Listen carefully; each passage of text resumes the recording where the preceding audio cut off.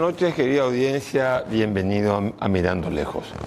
En varias ocasiones en este programa, en este espacio editorial donde solemos dar una opinión con el objetivo de llamar a la reflexión por sobre todas las cosas y sentar o reivindicar o revelar ciertas posiciones que uno tiene con respecto a temas que atañen a la realidad sociopolítica paraguaya.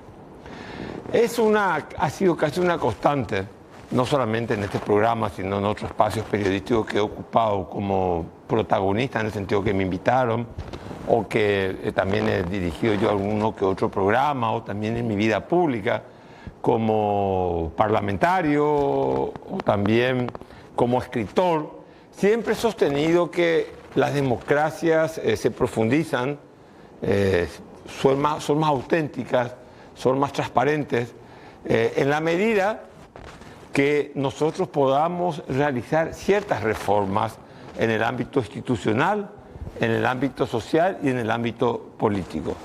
Ese es un objetivo que creo que todavía no lo hemos logrado en el Paraguay. Nosotros desde el 89 en adelante hemos hecho reformas, hemos hecho una reforma constitucional, hemos dotado a la República Paraguaya de nuevas instituciones, hemos creado un régimen presidencial totalmente parlamentarizado, digamos un régimen cuasi, no voy a decir parlamentarista, pero un régimen con fuertes componentes parlamentarios. Hemos modificado las leyes electorales, hemos modificado el Código Penal, el Código de Procedimientos Penales, pero creo que todavía no hemos logrado llevar adelante reformas que verdaderamente signifiquen lograr un crecimiento o garantizar un crecimiento económico sostenible. Uno de los casos emblemáticos de lo que estamos hablando es el IPS. El IPS en su última administración ha sido una administración que sin ningún tipo de pretensión política o prejuicio o algún sesgo político partidario o grupal, podemos decir que la penúltima administración, porque la última es la que está ahora, de IPS ha sido verdaderamente un desastre. Ha sido una administración que ha abusado en los gastos administrativos, en corruptelas, en infraestructura que no tiene, digamos, capacidad de ser funcional, porque no hay o médicos, hospitales donde faltan los médicos, donde faltan los medicamentos. Y más allá de todo eso también está el mismo problema financiero de la entidad, deudas a pagar por cerca de $1.000 millones y otras cosas más. Definitivamente hay que hacer reforma en el IPS. El gobierno llevó al Parlamento un proyecto de ley que creo que es el primer paso de muchos pasos que hay que dar. Hay un proverbio chino que dice que si uno quiere caminar 1000 kilómetros, tiene que dar el primer paso. Este proyecto de ley es el primer paso para la reforma del IPS. No creo que el IPS pueda volverse sustentable en el tiempo solamente con este proyecto de ley y desconociendo además las otras reformas que tenemos que realizar, aquellas reformas que están vinculadas a la sostenibilidad de la caja fiscal y por sobre todas las cosas a lograr un sistema sanitario nacional que aparte de ser nacional sea universal para todos los paraguayos y las paraguayas. El proyecto de ley presentado por el Ejecutivo tiene innovaciones importantes. En primer lugar, va a promediar los años de jubilación. Uno no se jubila solamente con el promedio de lo que ganó en los últimos 3 años, sino lo que ganó en los últimos 10 años.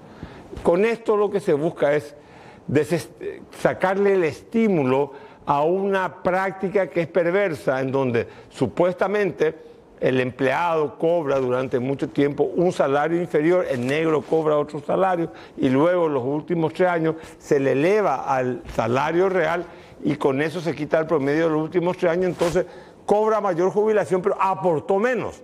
Lo ideal sería que la jubilación que uno reciba sea el resultado honesto, auténtico y transparente de lo que uno fue aportando en toda su vida laboral de 30 años. En ese sentido creo que es muy importante. Al mismo tiempo, el IPS se va a reservar el dinero que antes transfería a Sinafocal, que es 1,5 de su presupuesto, y también a CENEPA. CENEPA es una institución creada para la lucha contra el paludismo y el paludismo no existe más en el Paraguay. Estamos hablando de 1,5% del presupuesto para SINAFOCAL, eso queda ahora en el IPS, espero que se invierta bien. Lo mismo CENEPA, lo que iba para paludismo ahora queda en el IPS no está obligado a hacer esta transferencia. Se dice luego que no la estaba haciendo. O sea, ojo con eso, se dice que no la estaba haciendo, pero en todo caso, hoy en día ya tienen la autorización para no hacerla. Y por último, también se autoriza a que el 1% de los gastos administrativos de la administración se gaste en el presupuesto de salud. De todo punto de vista, estas son cosas positivas. Repito, no es la solución definitiva. El IPS necesita otras reformas de tipo estructurales, mucho más profundas. Pero, sin embargo, pienso que es el camino correcto que hay que recorrer. Y vuelvo a insistir en algo que para mí es de fundamental importancia. La reforma del IPS como previsional, como una caja que tiene que pagar la jubilación de muchos empleados del sector privado, tiene que hacerse en concomitancia, en simultaneidad con toda la reforma de la caja fiscal, que es la caja de jubilaciones de los empleados públicos. Lo que no es justo que el sector privado siga pagando a través de sus impuestos el déficit que tiene la caja fiscal, o sea, la caja de jubilación de los empleados públicos. Por último, pasando a este tema de IPS, creo que en política es más importante ser notable que ser notorio.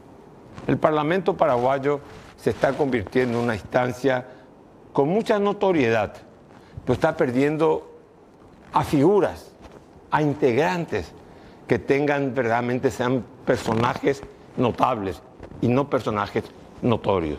El Parlamento paraguayo es notorio, pero está siendo notorio por un abuso de sus facultades. Y esto creo que es altamente peligroso. Es peligroso para el presidente Santiago Peña, porque el presidente Santiago Peña tiene que gobernar con un parlamento que tenga prestigio social, con un parlamento que revalide la función integradora y ordenadora que tiene la política dentro de la sociedad. Y hoy, sin embargo, estamos viviendo unos niveles de descreimiento, de interpelación, de impugnación al Parlamento increíbles. Verdaderamente creemos que no es el momento oportuno de aumentarse los salarios, no es el momento oportuno de subsidiar la caja de los legisladores, la caja jubilatoria de los legisladores. ¿Por qué razón? Porque el año que viene, el problema principal que va a tener el Ministerio de Hacienda, y ha sido promesa del ministro Carlos Fernández Baldovino, que iban a encarar la caja fiscal, en donde hay un gran déficit. Y en la caja fiscal, como ahora, en el IPS, que se extiende el promedio para promediar con cuánto se tiene que jubilar una persona. De 3 años, el promedio de 3 años pasa a 10 años. Se le va a tener que exigir al pueblo paraguayo, al contribuyente paraguayo, sacrificio. Pero ¿quién le va a ofrecer? ¿Quién le va a tener que exigir el sacrificio? El Parlamento. Porque el Parlamento, el Congreso, los senadores y los diputados de la República son los que van a tener que aprobar. Ellos aprobaron la instancia, la superintendencia de pensiones. Hoy en día se necesita después profundizar la reforma, y la reforma va a tener que consistir quizás en alargar los plazos de jubilaciones para hacer sustentable la caja fiscal, no solamente para los que ahora se tienen que jubilar inmediatamente, sino para los que se tienen que jubilar en 10 y 15 años. Creo que el Parlamento, el parlamentario en una democracia representativa representa lo que está ausente.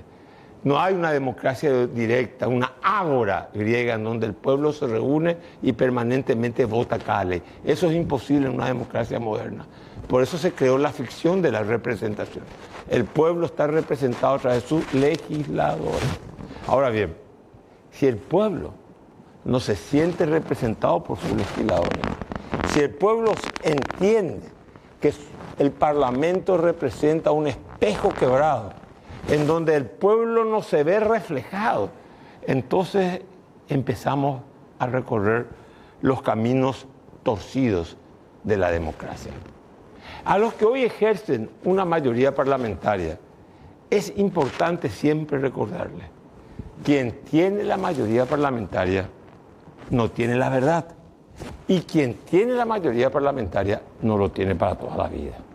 Enseguida, dos temas de mucha importancia.